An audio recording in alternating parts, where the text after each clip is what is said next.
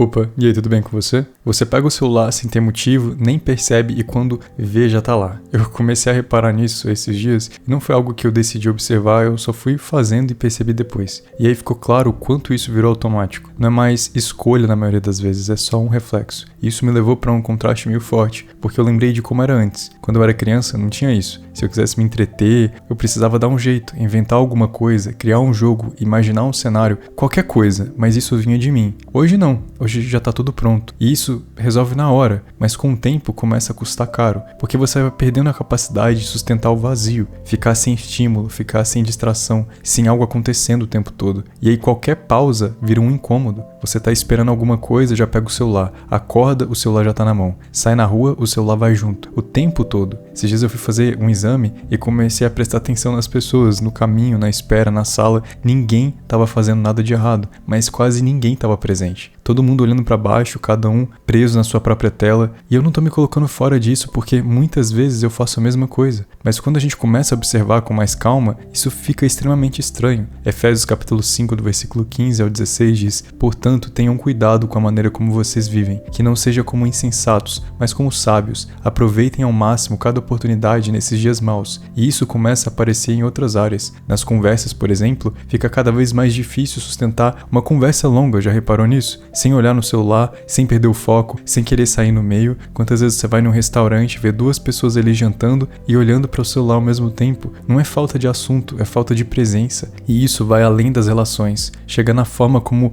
nós vivemos a nossa fé. A gente lê algo, vive um momento com Deus e quase sem perceber já pensa em como aquilo pode ser compartilhado. Não é sempre por vaidade, às vezes é só automático mesmo. Mas isso vai mudando o centro das coisas. Mateus capítulo 6, versículo 1. "Cuidado, não pratiquem suas boas obras em público para serem vistos pelos outros. Se fizerem isso, não receberão recompensa de seu Pai, que está nos céus." E não tem problema compartilhar. A questão é quando isso vira base, porque fé não é um número, não é um alcance, não é a resposta de outras pessoas. Mateus capítulo 15, versículo 8 diz: "Esse povo me honra com os lábios, mas o coração está longe de mim." No meio disso tudo, tem algo que vai ficando cada vez mais raro: ficar em silêncio. Sem tela, sem estímulo, sem preencher cada segundo. Salmos capítulo 46, versículo 10. "Fiquem quietos e saibam que eu sou Deus. Serei honrado entre as nações, serei honrado na terra." Isso exige esforço, porque nós desacostumamos a isso. Mas é justamente nesse espaço que muita coisa começa a se reorganizar. Você volta a perceber o ambiente, perceber as pessoas, perceber o que está acontecendo dentro de você. E isso não vem de mais conteúdo, vem de menos distração. Não precisa fazer nada radical, só começa a notar esses momentos. Quando pegar o celular sem motivo, quando evitar um silêncio, quando tentar preencher qualquer pausa, só perceba, porque no fundo não é o celular, é o espaço que ele foi ocupando, sem você perceber. E o quanto disso dá para recuperar quando você começar a prestar atenção de verdade nas coisas. Ore comigo. Senhor Deus, meu Pai, obrigado por essa mensagem no nosso coração, obrigado por ter falado com cada um de nós aqui neste momento e obrigado pela sua presença diante de nós. É tão importante que a gente esteja conectados no aqui e no agora para conseguirmos falar com o Senhor. Tantas vezes a nossa mente está tão agitada que a gente não consegue nem parar para refletir, para orar de verdade, para analisar o nosso coração e oferecer uma oração genuína ao Senhor. Isso é tão ruim porque